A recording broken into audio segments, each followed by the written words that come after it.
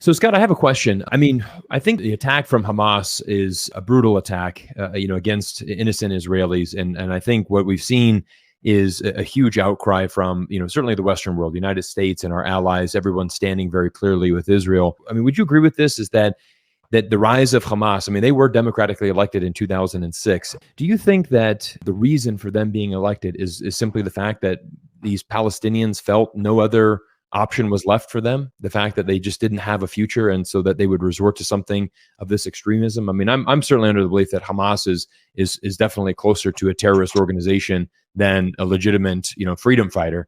But I mean, certainly carrying out those attacks. But I can also understand that probably the conditions that Israel created for Palestine is the exact breeding grounds for an organization like Hamas to be democratically elected and to go carry out those attacks. So I am not going to accept the idea that Hamas on October 7th was a terrorist organization. They were carrying out a military assault, and they carried out with far more precision and far less collateral damage than what Israel's doing. If you're going to call Hamas a terrorist organization, then every single Israeli pilot that flies over Gaza today and indiscriminately drops bombs that have killed 6,500 Palestinian civilians, over 1,000 of whom are children, then they are terrorists. And if they're terrorists, everybody who wears the green of the IDF is a terrorist, and every Israeli politician is a terrorist. And I think it's more accurate to call Israel the terrorist entity in this case than it is to say Hamas. The history of Hamas and the formation of Hamas is complex. They come from a Muslim extremist foundation. The Muslim Brotherhood is their ideological base. Unlike the Palestinian Liberation Organization, which is more secular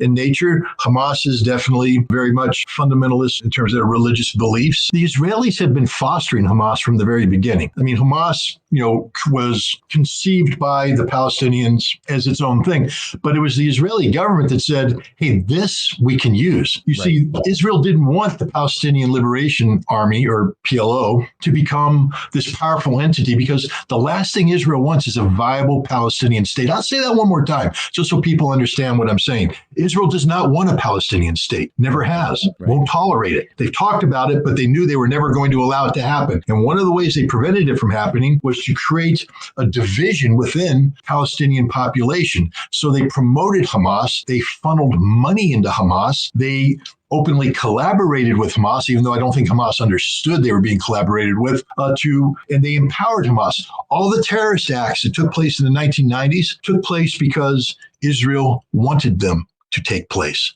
I'm not saying they planned them.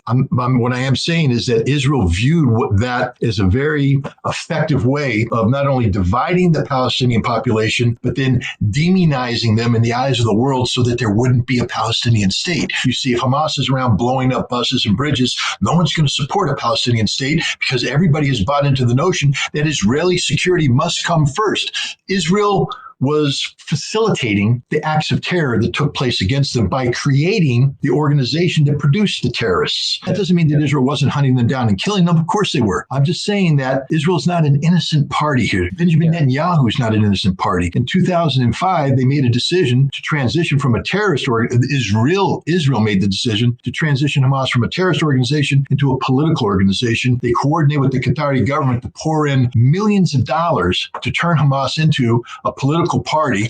And then they helped facilitate them in elections that Hamas won, by the way. Hamas won the majority of seats in the Palestinian parliament. And then what happened is Israel, I think, was a little taken aback. They wanted a little party. They didn't want a big party. So they then facilitated a civil war between Fatah, the military wing of the Palestinian Liberation Organization, and Hamas. Hamas had a significant representation in the West Bank, a very strong representation in Gaza. When the civil war ended, Fatah had been totally eliminated in Gaza, and Hamas had been kicked out of the West Bank. So Gaza became a Hamas stronghold. And from 2007 onwards, Hamas has run the show. There are other resistance groups. The Palestinian Islamic Jihad is one that's well known, but the biggest and the most influential is Hamas, and they're running the show there. Now, they have a job of governance, and they are doing that, but they've never forgotten their resistance roots. I, again, ask everybody just to reflect on the reality that Gaza is an open-air concentration camp. If you lived in an open-air concentration camp, tell me what you would do. And if you say I would sit there and do nothing, you're a liar. Every single man worthy of the name